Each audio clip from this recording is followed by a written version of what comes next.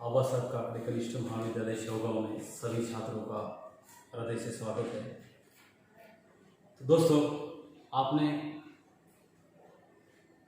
कल के लेक्चर में देखा कि कन्हैयालाल मिश्र ने जॉर्ज बर्नार्ड शॉ, तीर्थंकर, सुकरात, दयानंद सरस्वती, इनके द्वारा यानी समाज सुधारक महापुरुष तीर्थंकर जो होते हैं, समाज सुधारक जो होते हैं, उन्होंने समाज को इस अन्याय की गर्त से निकालने के लिए जो कष्ट झेले हैं, जो पापों के विरुद्ध विद्रोह किया है, विद्रोह का झंडा बुलंद किया है, वो उस वक्त उन्हें कौन कौन सी तकलीफों का सामना करना पड़ा है, इस पाठ के माध्यम से कन्हैयालाल मिश्र आप लोगों को ये समझाना चाहते हैं। आपने कल तक देखा था कि एक बहुत ही महत्वपूर्ण सत्य उन्होंने कह दिया था। कैसा कि आप लोगों को पता कि कन्हैयालाल मिश्र क्या कहना चाहते हैं।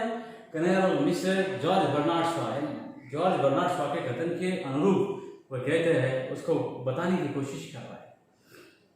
ठीक है, वो बताते संसार में पाप है, जीवन में दोष है, व्यवस्था में अन्याय है, व्यवहार में अत्याचार, और इस तरह समाज पीड़ित और पीड़क वर्गों में बढ़ गया है।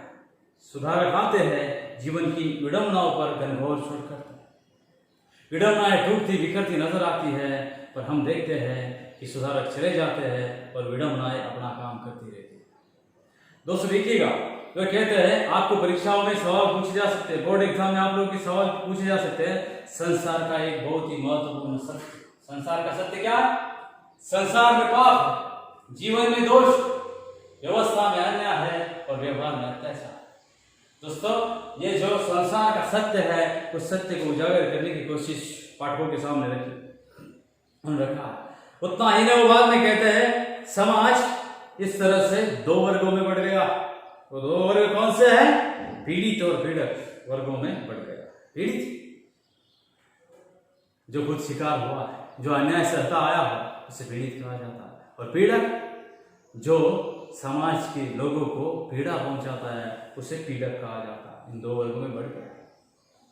सुधारक आते हैं, जीवन की विडंबनाओं पर घनघोर चोट करते हैं। सुधारक आते हैं और जीवन की जो ये विडंबनाएं है, उपहास है, उन पर घनघोर छोड़कर समाज सुधारना करने की कोशिश करते हैं।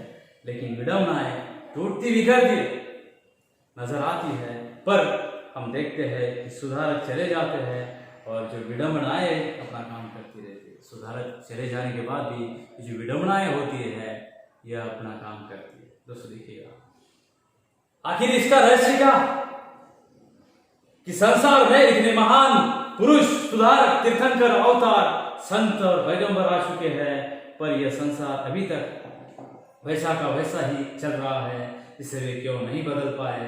दूसरे शब्दों में, जीवन के पापों और विडंबनाओं के पास वह कौन सी शक्ति है जिससे वे सुधारकों के इन शक्तिशाली आक्रमणों को झेल जाते हैं और टुकड़े टुकड़े होकर बिखर नहीं जाते? दोस्तों बताते आखिर इसका रहस्य क्या है? रहस्य भेद, राज क्या है? बताते हैं कि संसार में इतने महान पुरुष, सुधारक, तीर्थंकर, अवतार, संत और पैगंबर आ चुके हैं, पर यह संसार अभी तक वैसा का वैसा है। संसार में अनगिनत महापुरुष आए, तीर्थंकर आए, लेकिन ये समाज ऐसा कि वैसा है, धरा का धरा है। समाज में जो बदलाव, परिवर्तन होना चाहिए था, वो परिवर्तन नहीं हुआ। क्यों? लोगों ने उन समाज सुधारकों की बातों को दिल में लिया ही नहीं। समाज सुधारकों जैसा वर्तन अपनी जिंदगी में उन्होंने किया ही नहीं, उनके विचारों को अपनी जिंदगी में उतारा ही नहीं। तो समाज सुधरेगा कैसे? समाज का ढांचा बदलने के लिए उन लोगों को चाहिए कि समाज सुधारकों के विचार अपनी जिंदगी में उतारे और उन विचारों के मुताबिक जिंदगी चले, बर्ताव करे। लेकिन वैसा हुआ नहीं। वो कहते हैं पुरुष, सुधारक, तीर्थंकर, अवतार, संत, पैगंबर आ चुके। पुरुष आए, सुधारक आए, तीर्थंकर आए। तीर्थंकर जैन धर्मियों के ये 24 उपास्य, उन्हें तीर्थंकर कहा जाता है। वो भी आए, लेकिन तीर्थंकर का मतलब क्या है? जैन धर्मियों के ये जो होते हैं 24 उपास्य होते हैं, ये भी आए, उन्होंने बदलाव करने की कोशिश किए। उसके बाद पैगंबर आए, अवतार, भगवान, संत, वाहिगुरु, गॉड, जीसस अवतार कहा जाता है। हिंदू धर्म संस्कृति में दशावतार माना जाता है। ये दशावतार इन्हें अवतार कहा जाता है, संत और पैगंबर, यानी लोगों के हित के लिए लोग आते, लोगों के सुख के लिए लोग आते। क्योंकि कहा जाता है, मराठी में कहा जाता है, जगाच्या कल्याणा संतांच्या विभूती देह कष्ट विधी परोपकार। लोगों के सुख के लिए, लोगों के हित के लिए ये संत साधु फकीर औलिया आते हैं और ये लोगों के इस अन्याय की गर्त से बाहर निकालने की कोशिश करते हैं, संत महापुरुष। लेकिन दोस्तों, लोग उस पर गौर कहाँ करते हैं, सुधार कहाँ करते हैं। लोगों ने कितना भी बताने की कोशिश की, संतों ने, फकीरों ने, संत जो होते हैं, उसके बाद महापुरुष होते हैं, उन्होंने समाज को सुधारने की कोशिश की, लेकिन समाज में जो परिवर्तन होना अपेक्षित था वो परिवर्तन कहाँ हुआ भी तो सही मात्रा में कहाँ हुआ है, तो जितना होना चाहिए था उतना नहीं हुआ है। तो बाद में बताते हैं संसार जो है अभी तक वैसा का वैसा ही चल रहा है। वो बाद में कहते हैं इसमें क्यों नहीं बदल पाए। सवाल दूसरे शब्दों में, जीवन के पापों और जो विडम्बनाओं के पास वह कौन सी शक्ति है जिससे वह सुधारकों के इन शक्तिशाली आक्रमण को झेल जाते हैं और जो है टुकड़े टुकड़े होकर बिखर नहीं जाते। वो कहते हैं कि जीवन की पापों और विडम्बनाओं के पास ऐसी कौन सी ताकत शक्ति होती है कि वो समाज सुधारक के जो होते हैं महापुरुष की बातों से टुकड़े टुकड़े होकर बिखर क्यों नहीं जाते, ये सवाल करते, पूछते। शाह ने इसका उत्तर दिया है कि मुझ पर हंसकर और इस रूप में मेरी उपेक्षा करके वे मुझे सह लेते हैं। ये मुहावरे की भाषा में सिर झुकाकर लहर को ऊपर से उतार देना है। दोस्तों देखिएगा, शाह कहते हैं, इसका उत्तर दिया है शाह ने कि जॉर्ज बर्नार्ड शॉ कहते हैं कि मुझ पर हंसकर, जॉर्ज बर्नार्ड शॉ क्या कहते हैं, मुझ पर हंसकर और इस रूप में मेरी उपेक्षा करके, उपेक्षा तिरस्कार अवहेलना करके वे मुझे सह लेते, बर्दाश्त कर लेते। यह मुहावरे की भाषा में सिर झुकाकर लहर को ऊपर से उतार देना है, सिर झुकाकर संकट को गुजरने देना, सिर झुकाकर लहर को ऊपर से उतार देना, यानी सिर झुकाकर जो होता है समस्या को, संकट को सिर के ऊपर से गुजार देना, उसे कहते हैं। आप जानते हैं कोरोना जैसी महामारी से लड़ते वक्त भारत सरकार कोरोना की बीमारी को सिर के ऊपर से लहर उतार ले, ठीक है, यानी लहर को ऊपर से उतार ले। ये जो कोरोना जैसी महामारी है उसे भारत सरकार जो है वह सिर झुकाकर गुजरने का काम करे, गुजरने दे रही है, यानी संकट को जाने दे रहे हैं, संकट गुजरने दे रहे हैं और जो है समस्या को गुजरने दे रहे हैं। दोस्तों ध्यान दो, किताब में देखो सब लोग, शॉ की बात सच है पर यह सच्चाई एकांगी है। सत्य इतना ही नहीं है, पाप के बाद 4 शस्त्र जिनसे वह सुधारक के सत्य को जीतता या कम से कम असफल करता है। मैंने जीवन का जो थोड़ा बहुत अध्ययन किया है उसके अनुसार पाप के 4 शस्त्र इस प्रकार, उपेक्षा, निंदा, हत्या और श्रद्धा। दोस्तों देखिएगा, शॉ की बात सच है पर यह सच्चाई एकांगी, एकांगी एक तरफा, एक पक्षीय कहा जाता है एकांगी। शॉ की बात सच है पर यह सच्चाई कैसे है, एकांगी है, ऐसे कन्हैयालाल मिश्र कहते हैं प्रभाकर। शॉ की बात सच है लेकिन वह एकांगी, एक पक्षी, एक तरफा है। वो बताते हैं बाद में एकांगी यानी एक पक्षी। सत्य इतना ही नहीं, सच इतना ही नहीं, पाप के पास 4 शस्त्र है।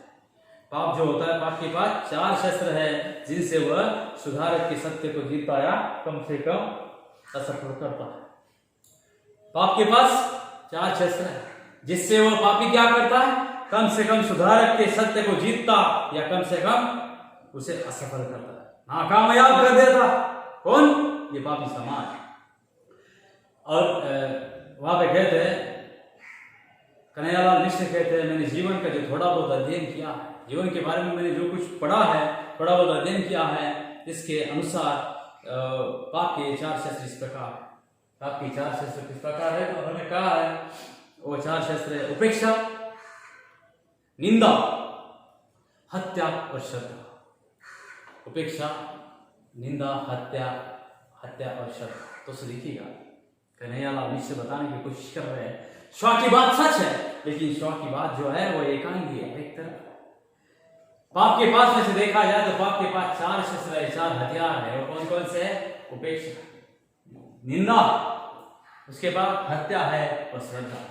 ये पाप की 4 शस्त्र है, 4 हथियार है। उससे वह जो है समाज सुधारक को विफल कर देता है और समाज सुधारक को हराने की कोशिश करता है, कम से कम उसे असफल बना देता है। देखिएगा किताब में दोस्तों, किताब में देखो अपनी अपनी। सुधारक पापों के विरुद्ध विद्रोह का झंडा बुलंद करता है तो पाप और उसका प्रतिनिधि पापी समाज उसकी उपेक्षा करता है, उसकी ओर ध्यान नहीं देता और कभी कभी कुछ सुन भी लेता है तो सुनकर हंस देता है, जैसे वह किसी पागल की बड़बड़ हो, प्रलाप हो। इन क्षणों में पाप का नारा होता है, अरे छोड़ो इसे और अपना काम करो। दोस्तों देखिएगा, सुधारक पापों के विरुद्ध विद्रोह का झंडा बुलंद करता है। विद्रोह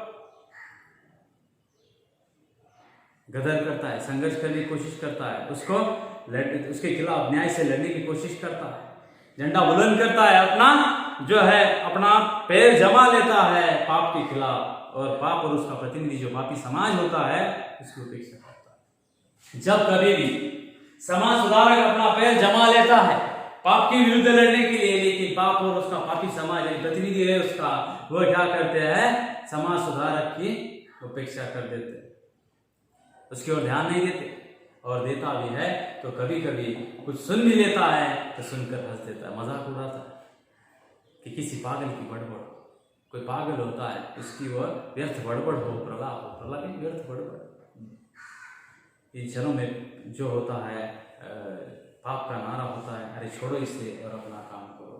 पाप का नारा होता है दोस्तों, परीक्षा में आप लोगों को सवाल आता है, परिच्छेद पढ़कर सूचना के अनुसार कृतियां पूर्ण कीजिए। उसमें पाप का नारा, पाप के नारे, उसमें पहला नारा है, वो कहते हैं अरे अरे छोड़ो इसे और अपना काम करो। इसकी बातों पर बताओ, पापी समाज क्या कहता है, पापी लोग क्या कहते हैं? अरे छोड़ो इसे, अपना काम करो, इसकी बातों में बताओ। ये लोगों को फंसा रहा है, ठगा रहा है, ऐसा कहते हैं।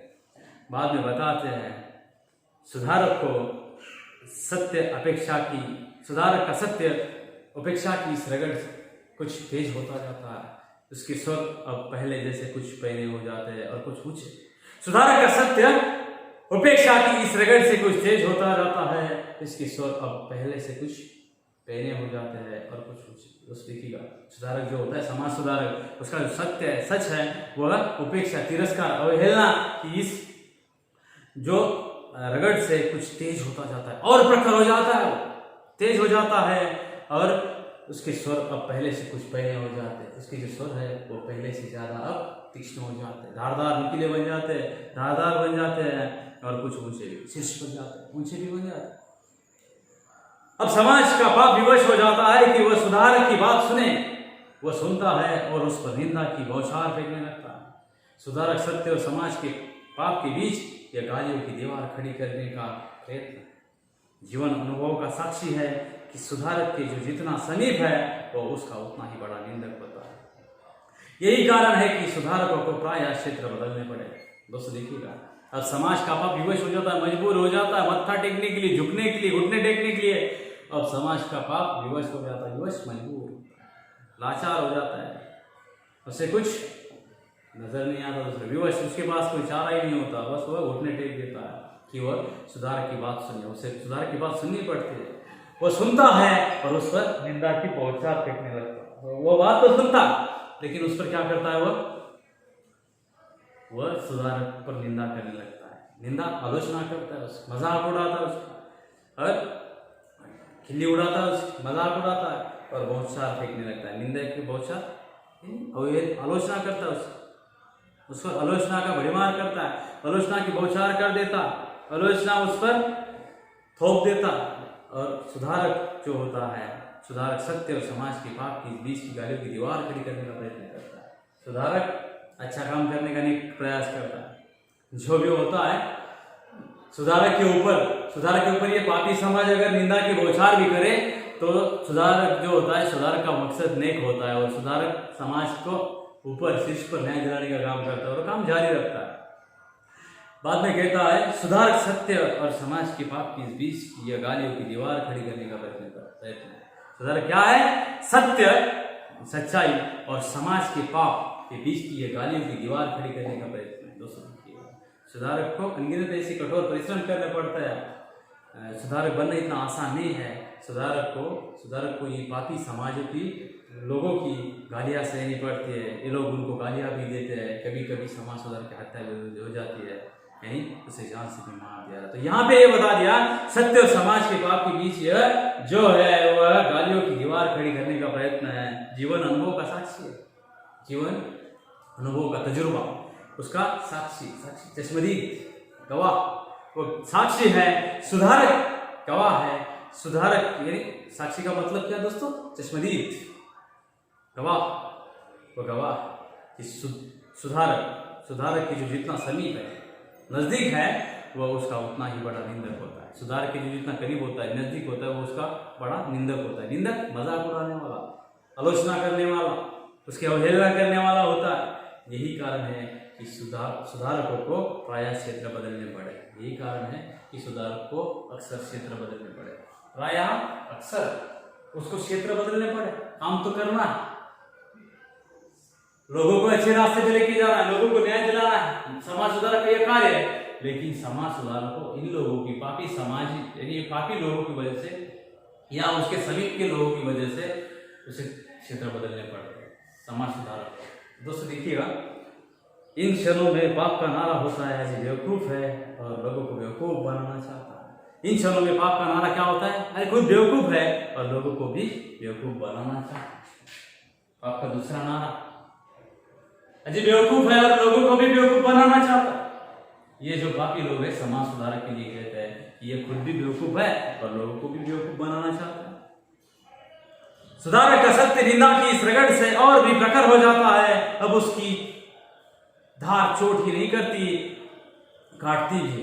पाप के लिए ये चोट धीरे धीरे असह्य हो उठती है और वो बौखला उठता। अब अपने सबसे तेज शस्त्र को हाथ में लेता है। यह शस्त्र है हत्या।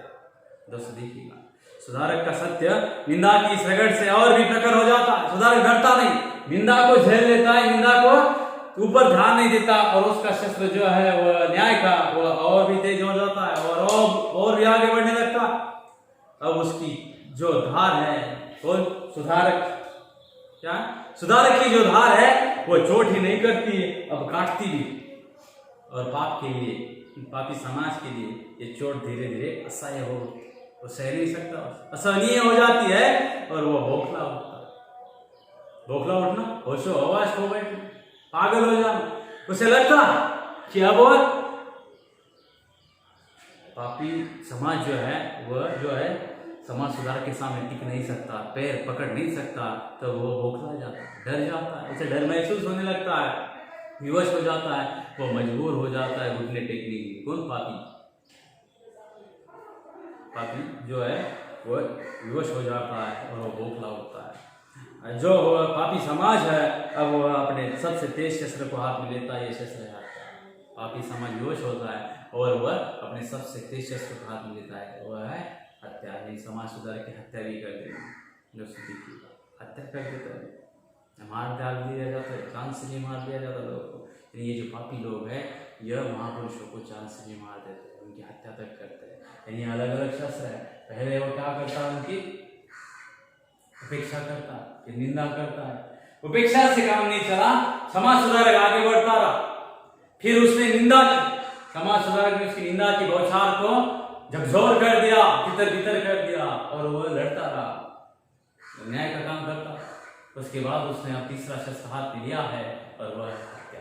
इस समाज सुधारक की हत्या करने के लिए भी खुला होता है, हत्या करने तक वो तैयार होता है। दोस्तों देखिएगा, वह कहता है सुकरात के लिए ये जहर का प्याला है तो ईसा के लिए सुई, दयानंद के लिए पीसा कांच है। इन क्षणों में पाप का नारा होता है, ओह मैं तुम्हें खिलौना समझता रहा और तुम सांप निकले, पर मैं सांप को जीता नहीं छोड़ूंगा, पीस डालूंगा। दोस्तों देखिएगा, सुकरात से सोक्रेटिस, सुकरात का मतलब है सोक्रेटिस। ये सुकरात कौन है? तो उनका जन्म 26 जुलाई 1856 को आयरलैंड में हुआ। उनको साहित्य, आपको साहित्य का नोबेल पुरस्कार प्राप्त हुआ है। महान नाटककार, कुशल राजनीतिज्ञ तथा समीक्षक रह चुके हैं शॉ। उनके नाटक है Pygmalion, doctor's dilemma, man and superman, Caesar and Cleopatra आपके प्रसिद्ध नाटक, उनके नाटक। यानी दोस्तों जो सोक्रेटिस को जहर देकर मार दिया गया था, सुकरात को जहर देकर मार दिया गया था। जो सुकरात है वह एक दार्शनिक, यूनानी दार्शनिक। सुकरात क्या है? एक यूनानी दार्शनिक है। सुकरात का जन्म 2500 वर्ष पहले एथेंस में हुआ था। युवकों से संवाद स्थापित कर उन्हें सोचने की दिशा में प्रवृत्त करते थे और आप प्रसिद्ध विचारक प्लेटो के गुरु थे। सोक्रेटिस कौन थे? ये सुकरात कहा जाता है। ये प्रसिद्ध विचारक प्लेटो के गुरु थे सोक्रेटिस। ये एक यूनानी दार्शनिक। उनका जन्म 2500 वर्ष पहले एथेंस में हुआ और युवकों से संवाद स्थापित कर उन्हें सोचने की दिशा में प्रवृत्त करते थे। आप प्रसिद्ध विचारक प्लेटो के गुरु थे। वह जो है सोक्रेटिस प्लेटो के गुरु। वो बताते हैं कि सुकरात के लिए जहर का प्याला है। सुकरात को भी जहर देकर मार दिया था लोगों ने। सुकरात ऐसे समाज सुधारक थे, लेकिन फिर भी उनको मार दिया था जहर का प्याला देकर। तो ईसा के लिए सूली, जो ईसा है, गॉड जीसस, उनको भी सूली पर लटका दिया था दोस्त। यानी जो नेक काम करने वाला बंदा है, इंसान है, उनको ये पापी समाज जान से भी मार डालता है। ये पापी समाज हत्या तक कर देता है। तो सुकरात के लिए जहर का प्याला है, तो ईसा के लिए सूली है। दयानंद के लिए पीसा काश है। स्वामी दयानंद सरस्वती, स्वामी दयानंद सरस्वती को आप जानते हैं। स्वामी दयानंद सरस्वती को भी पीसा काश देकर मार दिया गया था, जिन्होंने आर्य समाज की संस्थापना की। आर्य समाज के संस्थापक दयानंद सरस्वती को भी इन लोगों ने मार दिया था पीसा काश देकर।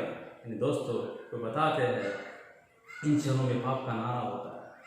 अब जो होता है पापी समाज, इस पापी समाज का नारा होता है कि ओह मैं तुम्हें खिलौना समझता रहा और तुम सांप निकले, पर मैं सांप को जीता नहीं छोड़ूंगा, पीस डालूंगा।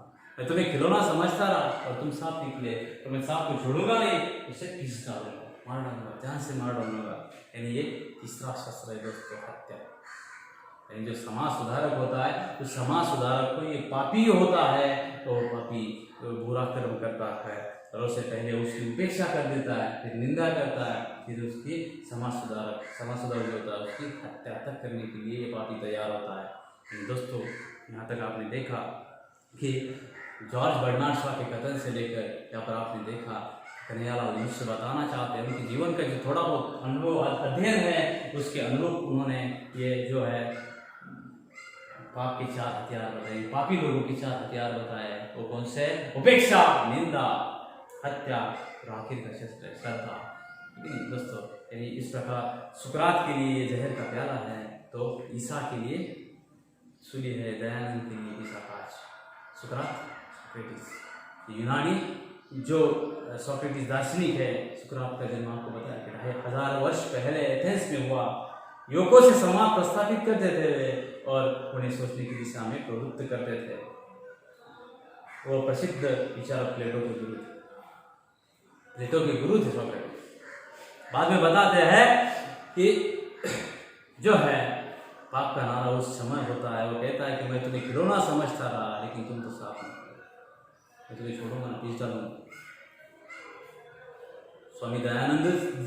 स्वामी दयानंद सरस्वती जो है, दयानंद सरस्वती को भी ईसा काश देकर इन पापी लोगों ने मार दिया। सोक्रेटिस हो, ईसा हो या दयानंद सरस्वती हो, यानी सोक्रेटिस को भी लोगों ने जहर देकर मार दिया था, ईसा को भी सूली पर लटका दिया था और दयानंद सरस्वती को पीसा घोलकर कांच का जहर पिला दिया था और इस तरह से मार दिया था। दोस्तों सोक्रेटिस हो, ईसा, सोक्रेटिस को जहर दिया, ईसा को सूली पर लटका दिया और ये जो दयानंद सरस्वती को पीसा काट देकर मार दिया। यानी बताने का मकसद सिर्फ इतना है कि वो सुकरात हो यानी सोक्रेटिस हो, दयानंद सरस्वती हो या ईसा, ईसा को भी फांसी पर लटका दिया। बताने का मकसद है ये जो पापी लोग होते हैं, पापी लोग महापुरुषों को या समाज सुधारकों को उसके शस्त्र से, हत्या के शस्त्र से वो उसे हानि भी पहुंचाते हैं, मार भी डालते हैं। यानी दोस्तों यहाँ तक आपने देखा, पाठ को सुना, अध्ययन किया। इसके बाद जो है समय है, अगली दासिका का समय है, इसीलिए आप लोगों को जो आप लोगों को बता दिया है उस पर आप गौर से आप लोग घर में बैठकर अध्ययन करें। आप लोग जिसके पाठ के जो कठिन शब्द है, मुहावरे हैं, अपनी अपनी कापियों में लिखे, किताब को अच्छी तरह से पढ़े। ठीक है, अपनी अपनी कापियों में कठिन शब्द लिखो, किताब को पढ़े।